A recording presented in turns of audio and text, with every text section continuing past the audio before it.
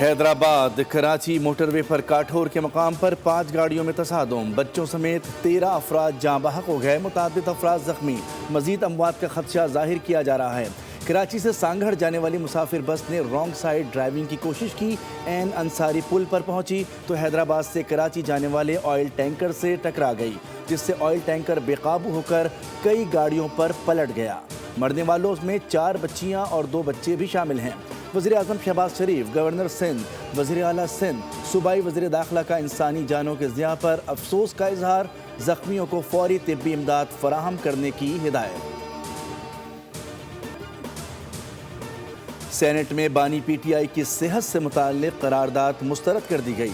पाकिस्तान तहरीक इंसाफ के senator own Abbas ने ऐवान में करारदाद पेश की। करारदाद मुस्तरद होने पर पीटीआई सेनेटर्स चेयरमैन डाइस के सामने जमा हो गए और शदीद एहतजाज और नारेबाजी की। अपोजिशन लीडर अल्लामा राजा नासिर अब्बास ने कहा कि बानी पीटीआई की सेहत के हवाले से लापरवाही हुई है। जिन डॉक्टरों ने चेकअप करवाया गया वो उनके माहिर ही नहीं थे। उनके वकला और अहल खाना को क्यों मुतला नहीं किया गया?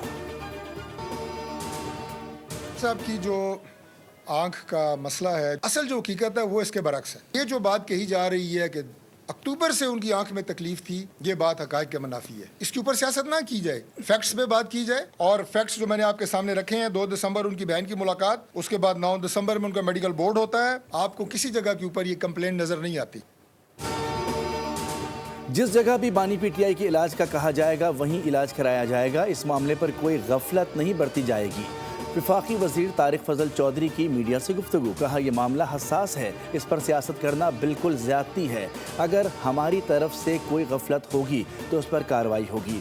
ये कहा जा रहा है कि अक्टूबर से बानी पीटीआई तकलीफ में है, ये गलत है। आज अगर पीटीआई के पार्लियामेंटेरियन एहतजाजन गेट पर बैठे हैं तो ये उनका हक है। तो जो आप जेल ऑपरेशन करने जा रहे हैं 2 महीने में, इसमें खान को भी लेके आएंगे, इमरान खान को ला के लिए उनको यहाँ पर। अगर वो इस्लामाबाद की तरफ से सजा हुई है तो फिर वो आ जाएंगे जो इस्लामाबाद। तो ये मॉडल जो आपने विजिट किए जेल, इसमें मेडिकल सहूलियात मुकम्मल होंगी जो नहीं जो बन रही है। एडवांस हॉस्पिटल बनाया वहाँ पे जो सरकारी हॉस्पिटल। नई जेल तैयार हो रही है। बानी पीटीआई को इस्लामाबाद की अदालत से सजा हुई तो उन्हें शिफ्ट किया जाएगा। नई जेल में मेडिकल की तमाम सहूलतें मैसर होंगी। वज़ीर दाखिला मोहसिन नकवी कहते हैं नई जेल में आंखों का भी इलाज किया जा सकेगा। पूरी कौम बानी पीटीआई की आंख की वजह से परेशान है। सीनियर सियासतदान फवाद चौधरी ने मीडिया से गुफ्तगू करते हुए कहा कि कैद के दौरान बानी पीटीआई को जिस तरह रखा गया है इस वजह से उनकी आंख ज़ाया हुई। कैद तन्हाई में रखने के बाद ब्लड प्रेशर की वजह से उनकी आंख पर असर हुआ। बोले हुकूमत बानी के साथ बैठ कर बात करे। जिन कैदियों को 3-3 साल हो चुके हैं उनको फौरी रिहा किया जाए।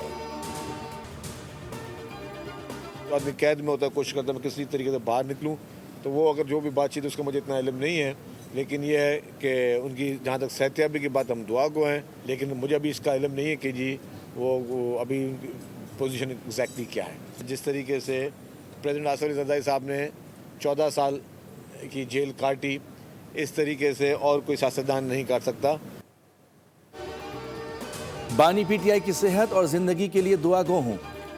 आइन में हर एक का आइनी किरदार मौजूद है। हम तनकीद पर नाराज़ नहीं होते, जिसको तनकीद करनी है करे। वज़ीर इत्तला सिंध शर्जील मेमन की मीडिया से गुफ्तगू, कहा तस्लीम करता हूँ कि हादसात की सूरत में जिम्मेदारी हुकूमत की होती है, हम इससे बरी ज़िम्मा नहीं हो सकते। साने गुल प्लाजा पर रिपोर्ट में जिम्मेदारों का तयन किया गया है। सिंध हुकूमत ने रिपोर्ट में खुद को बरी ज़िम्मा करार नहीं दिया। इंसानी जान से ज़्यादा किसी का ओहदा कीमती नहीं।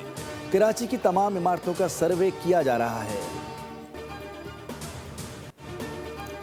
बानी पीटीआई अपनी जमात में डिसिप्लिन के फुकदान के खुद जिम्मेदार हैं। पार्लिमानी जमहूरियत में हुकूमत और अपोजिशन में राब्ते होने चाहिए। वज़ीर आज़म बार बार राब्तों की पेशकश कर चुके हैं, जिससे पीटीआई ने मुस्तरद किया। मुशीर वज़ीर आज़म राना सनाउल्लाह की गुफ्तगू, कहा महारंग बलोच और ईमान मज़ारी को जमहूरी और इंसानी हुकूक के अलमबरदारों के तौर पर पेश किया जाता है। मेरा सवाल है कि जो लोग सानह जाफर एक्सप्रेस में शहीद हुए, क्या वो इंसान नहीं थे? क्या हमारी सिक्योरिटी फोर्सेस के शोहदा इंसान नहीं हैं? वाले भी कम से कम दवाइयों को और सेहत के शोबे को बख्श देते हैं। फिर जो आपके कैंटीन्स हैं, आपके हॉस्पिटल्स में जो آپ کا سیکیورٹی کا سٹاف ہے, خدا را اس پہ نظر رکھیں. پیسے لیتے ہیں, وہ ہر انٹری کے پیسے لیتے ہیں. آپ کے ہاسپٹل میں پارک کرنے کے جو فری پارکنگ ہے وہاں پر پارک کرنے کے پیسے لیے جاتے ہیں, کیونکہ جو لوگ ہینڈ ٹو ماؤتھ ہیں, جن کے پاس صرف اتنا پیسہ ہوتا ہے کہ وہ 2 وقت کی روٹی یا 1 وقت کی روٹی پوری کر لیں, سارے اخراجات کو برداشت کرنا, ان کی فیملیز سفر کرتی ہیں, ہمیں ان کی تکلیف کا اندازہ بھی نہیں ہے. کرپشن کرنے والے صحت کے شعبے کو تو چھوڑ دیں, مافیا کے خلاف اب سخت ایکشن ہوگا. اگر میں سختی برتوں تو مجھے معاف کیجیے گا. غریب عوام کی ادویات کا پیسہ کرپشن کی مد میں کھانے نہیں دوں گی. وزیر اعلیٰ پنجاب مریم نواز کا لاہور میں تقریب سے خطاب. کہا صحت کے شعبے میں شفافیت کی بہت ضرورت ہے. سرکاری اسپتالوں میں آنے والے مریض امیر نہیں ہوتے, مجبوری اور تکلیف میں لوگ سرکاری اسپتال آتے ہیں. ہیلتھ کے شعبے کے بجٹ کو بڑھایا ہے. آج ہیلتھ کے شعبے کا بجٹ 630 ارب روپے ہے. بنگلہ دیش الیکشن کمیشن نے سرکاری نتائج کا اعلان کر دیا. بنگلہ دیش نیشنل پارٹی نے میدان مار لیا, 212 نشستوں پر قبضہ جما لیا. جماعت اسلامی بنگلہ دیش 77 سیٹوں پر کامیاب ہوئی. نیشنل سٹیزن پارٹی 6 نشستوں پر کامیاب ہو سکی. جماعت اسلامی بنگلہ دیش نے عام انتخابات میں شکست تسلیم کر لی. عام انتخابات میں ٹرن آؤٹ 60% سے زائد ریکارڈ کیا گیا. مبینہ دھاندلی اور بد انتظامی کے الزامات پر الیکشن کمیشن نے 2 حلقوں کے نتائج روک دیے. بی این پی کے سربراہ طارق رحمان نے اتحادیوں کے ساتھ مل کر حکومت بنانے کا اعلان کر دیا.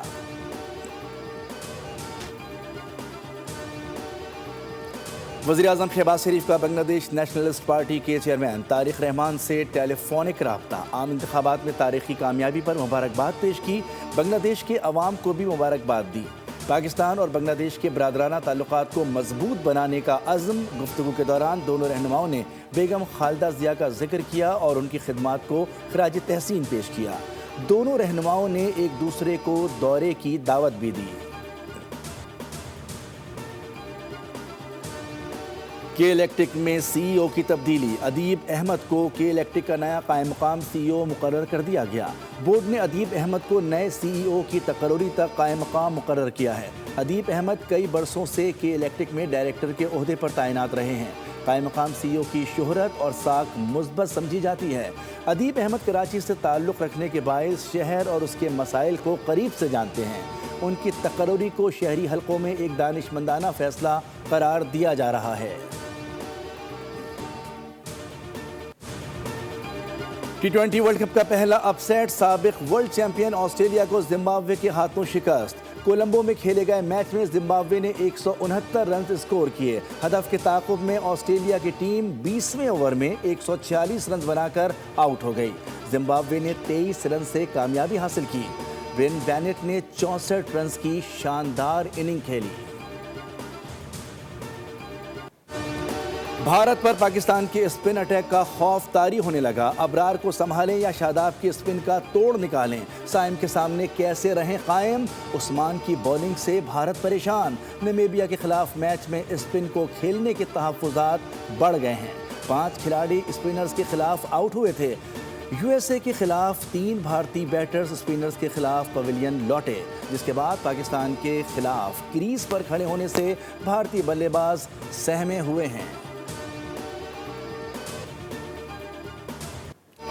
پاکستانی اسپنر عثمان طارق بھارتی کرکٹ حلقوں میں دہشت کی علامت بن گئے. خوف اتنا بڑھ گیا ہے کہ بھارتی میڈیا نے رنز بنانے کی فکر چھوڑ کر عثمان طارق کے ہاتھ کی انگلیاں گننا شروع کر دیں. بیٹنگ لائن اپ پیچھے رہ گئی, ایکشن آگے آ گیا. سابق بھارتی اسپنر روی چندرن ایشوان اور انٹرنیشنل امپائر انیل چودھری دونوں عثمان طارق کا ایکشن درست قرار دے چکے ہیں, مگر بھارتی میڈیا کا رونا ہے کہ ہمیں تو ڈر لگ رہا ہے. سبسکرائب کریں اور بیل دبائیں تاکہ کوئی خبر رہ نہ جائے.